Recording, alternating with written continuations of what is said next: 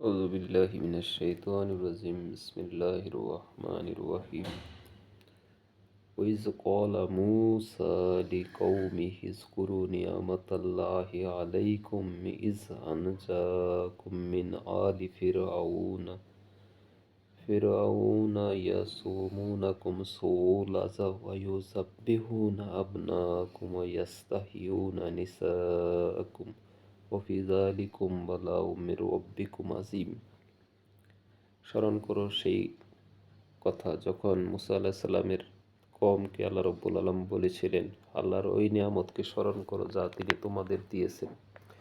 তিনি তোমাদেরকে ফেরাউনের হাত থেকে নাজাত দিয়েছেন, যারা কি করত, তোমাদেরকে এক ভয়ানক কষ্টের মধ্যে নিমজ্জিত করেছিল।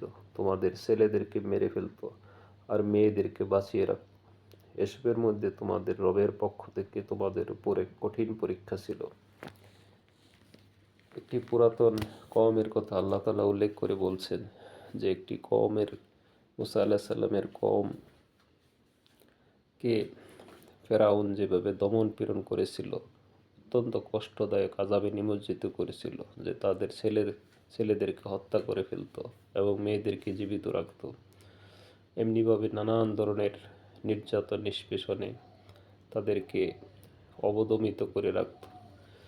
আমাদের এই বাংলায়ও বিগত দিনে আমরা দেখতে পেয়েছি যে স্বৈরাচারী সরকার কিভাবে মানুষকে, আলেমদেরকে হত্যা করেছে। হেফাজতের শাপলায় কিভাবে শিশু বাচ্চাদের, কোরআনের হাফেজদের, কোরআনের পাখিদেরকে নির্বিচারে হত্যা করে রাস্তায় পানি ঢেলে দিয়েছে। এরপরে সর্বশেষ তাদের কিলিং মিশনের শিকার হলো আমাদের দেশপ্রেমিক এক অকুতোভয় সৈনিক ওসমান হাদি। এগুলিও আসলে কালের আবর্তে, কোরআনে তো কিয়ামত পর্যন্ত এই কোরআন মানুষের জন্য হেদায়েতের গ্রন্থ। বিভিন্ন উপলক্ষ, বিভিন্ন ঘটনা তুলে ধরে আল্লাহ তাআলা তার থেকে শিক্ষা নেওয়ার জন্য জাতিকে নসিহত করেছেন। যাই হোক, এখন আমরা এক ক্রান্তিকাল অতিক্রম করছি। আমরা যেন আরেক লেনদুব-দর্জির পদধ্বনি শুনতে পাচ্ছি।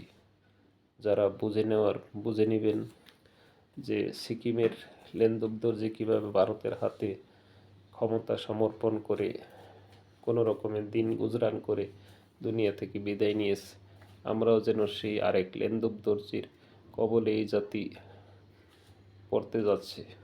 সবাই সতর্ক থাকবেন, সবাই ভালো থাকবেন, চোখ কান খোলা রাখবেন এবং দেশ মাতৃকার জন্য ভূমিকা রাখবেন, ইসলামের পক্ষে কাজ করবেন। ইসলামী সরকার আসলে দেশবাসী নাজাত পাবে, তাছাড়া কোনো বিকল্প নাই। আমাদেরকে যেন সেই আল্লাহ তাআলা বিভিন্ন জাতির ঘটনা কোরআনে উল্লেখ করেছেন, সেই রকম আযাব গজবে আবার নিপতিত না হয়ে পড়ি। মানুষের জীবন খুবই স্বল্প সময়, এর ভিতরে যদি কোরআন হাদিসের পাশে থাকা যায় তাহলে আল্লাহর নেয়ামত বর্ষিত হবে, আর যদি বিপরীত হয় তাহলে গজব আপতিত হবে। আমিন।